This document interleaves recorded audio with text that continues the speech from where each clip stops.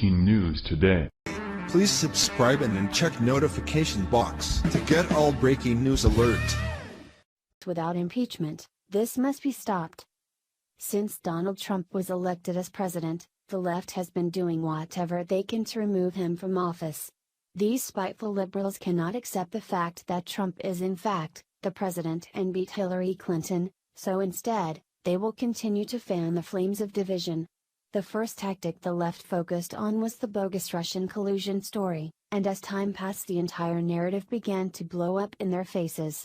Every time the left thought they had a piece of so-called evidence to tie Trump to the Russians, it turned out to be a Clinton operative, which has only frustrated the Democrats to no end. Now, these hateful individuals are focusing on a new tactic to remove President Trump from office, and if we are not careful, they may get their wish. Over the past few weeks, we have witnessed an influx of sexual assault allegations coming out against politicians on either side of the aisle. Roy Moore, the Republican candidate for Alabama Senate, was hit with sexual assault allegations stemming from 40 years ago. Even though the claims were hardly corroborated and the chief accuser conceded that she did lie, the damage was already done, and Moore lost to the ultra-liberal Doug Jones last night. Soon after Moore was accused of sexual impropriety, the #MeToo campaign took hold as women logged onto social media recounting their stories of sexual assault at the hands of high-powered politicians. Then allegations against Democrat Senator Al Franken and Congressman John Conyers emerged, and the two resigned from office. Now, you may be asking yourself, how does this tie into pressuring President Trump to step down from office? Well, the answer is quite simple. If the left can get enough women to come forward accusing President Trump of sexual assault, they can do their best to force him to resign from office. And, that is the entire purpose of the sudden influx of sexual assault allegations against politicians rearing its head at this time. Here is more from Great American Politics. Due to the decaying culture and values of America and Donald Trump's agenda to restore many of those values, Donald Trump is hated and despised by a large sector of the population. They have been trying to find ways to prevent Trump from taking office and then ways to get him out of office now that he has been inaugurated. Democrats had put their hopes in the Russian election interference investigations, but so far, that seems to be backfiring on them, as there has been more evidence linking the Clinton campaign with the Russians than the Trump campaign. One House Democrat believed he could lead an effort to impeach President Trump and remove him from office, but that effort was soundly defeated with the majority of Democrats voting to table the resolution. So, how can they possibly get rid of Trump?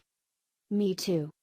Several women tried to prevent Trump from winning the election by making sexual allegations against him, but Trump denied the allegations and believed they were handled since no hard evidence was ever presented.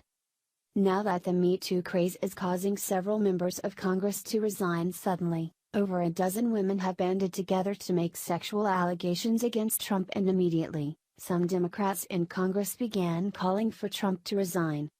Trump has responded by saying that the allegations are not true, they're fake news, and he denies all of the allegations. So, who will Congress believe, Trump or his accusers? If Trump is guilty, then Democrats need to be reminded how they vehemently defended Bill Clinton and refused to vote him out of office during his impeachment hearing.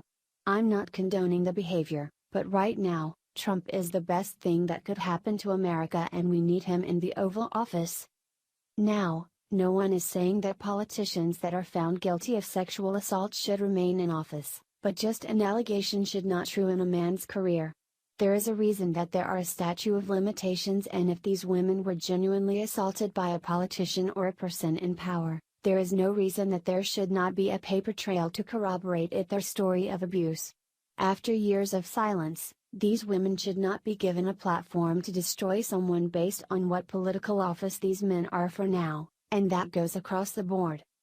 If these are the tactics that the left are going to use to silence their opposition, you can bet they will use them harder in 2018 and of course, in 2020 with the next presidential election.